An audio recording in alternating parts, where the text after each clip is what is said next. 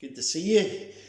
Welcome to our fourth video exploring the Chronicles of Narnia, seeking indeed to meet Jesus in Narnia, looking at these delightful children's stories that have so much to teach young and old alike, to see how they point us to the great Saviour.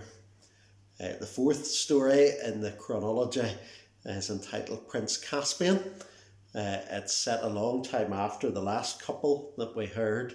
But the same characters who had been central in The Lion, the Witch and the Wardrobe, humanly speaking, are central in this. I mentioned Edmund, I think, in the second video. He had a brother named Peter and sisters Susan and Lucy, and they again visit Narnia, although a lot of Narnian time has lapsed in between in this story. And this time, by Aslan's help, they're able to get Prince Caspian on the throne that is rightfully his and that had been taken from him by his evil uncle Mires. And where Mires was harsh on the talking beasts and so on, Caspian, as a true king of Narnia, treats them the way Aslan would want. Lucy of the four is the one, I suppose you might say, who is closest to Aslan and most in tune with what he wants them to do. And so as the four, accompanied by a dwarf named Trumpkin, who has never yet met Aslan at this stage but later does, are journeying to find Prince Caspian and help he and his floundering army. Lucy sees Aslan and knows that Aslan wants them to go in a direction different to the one that they were intending to head on. And indeed, actually, it gets to a point where Lucy sees Aslan at night time, and the others are all sleeping, and Aslan gives Lucy the task of waking her two brothers, her sister and Trumpkin the dwarf, and telling them to go in a direction that is different, or telling them to do something that they won't really want to do.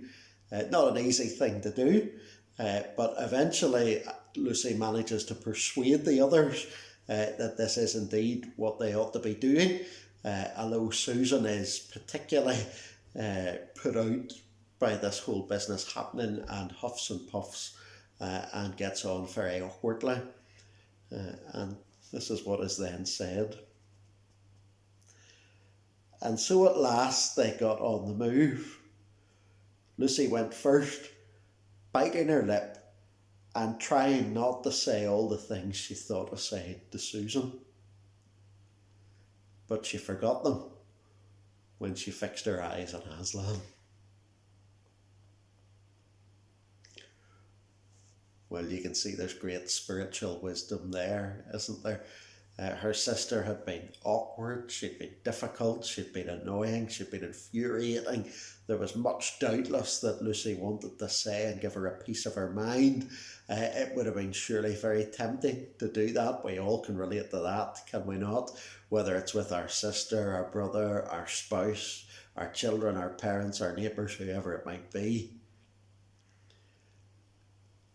She forgot about those things when she focused her attention on Aslan. And in a certain sense, actually, it's very similar to what we thought about 2 days ago, where Edward had been bombarded with these accusations from the witch, and rather than let those occupy his attention, he just looked at Aslan, and we were drawn out from that rather than let our guilt weigh us down, rather than listen to the accusations that the evil one may bring, we're to look to Jesus. But looking to Jesus isn't just sufficient to release us from our guilt and help us not feel bad about things that have already been forgiven. It's also effective to help us live in a way that is good and honourable to him. It might well be that we want to say something we know we shouldn't say. It might well be we want to do something we know we shouldn't do. It might well be we've no willingness to do something we know we ought to do. How in the goodness of God are we to overcome those difficulties?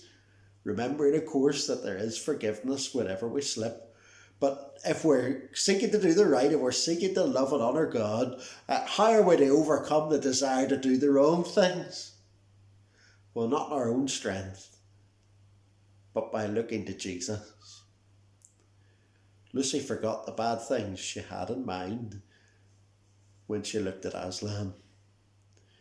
If I want a victory over my sin, if you want a victory over yours, if you want to walk in newness of life, recognizing that we'll never be the finished article in this world, then the thing to do is to look to Jesus, to let him occupy your vision entirely, to trust him, to be preoccupied with him, to live in his power for the glory of his name.